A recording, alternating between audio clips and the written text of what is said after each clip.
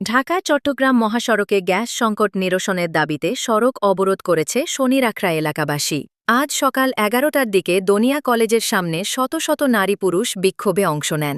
দীর্ঘদিন ধরেই গ্যাসের সংকট চলছে, রান্নাবান্না ব্যাহত হওয়ায় ভোগান্তিতে সাধারণ মানুষ। বিক্ষোভে অংশগ্রহণকারীদের অভিযোগ, বহুবার সংশ্লিষ্ট কর্তৃপক্ষকে জানালেও কোনো কার্যকর পদক্ষেপ নেওয়া হয়নি। অবরোধের ফলে মহাসড়কে তীব্র যানজটের সৃষ্টি হয়। অফিসগামী যাত্রী, শিক্ষার্থী ও পথচারীরা চরম দুর্ভোগে পড়েন। বিক্ষোভকারীদের দাবি, জরুরি ভিত্তিতে গ্যাস সরবরাহ স্বাভাবিক করতে হবে, অন্যথায় আরও কঠোর আন্দোলনের হুঁশিয়ারি দিয়েছেন তারা।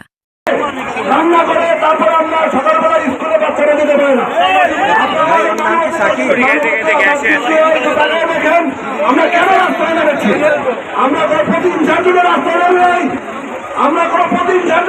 নামি নাই, আমরা ভাঙচুরের জন্য রাস্তায় নামি নাই, আমরা গ্যাসের আন্দোলনের রাস্তায় নেমেছি।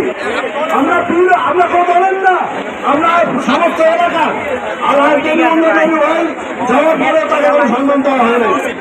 আমাদের রবীন ভাই ঢাকা যাওয়ার সাথে একসাথে আমরা সবাই গিয়েছে, যারা এখানে ছিল তারা গিয়েছে, তাদেরকে রবীন ভাইকেও কোনো সম্মান দেওয়া হয় নাই।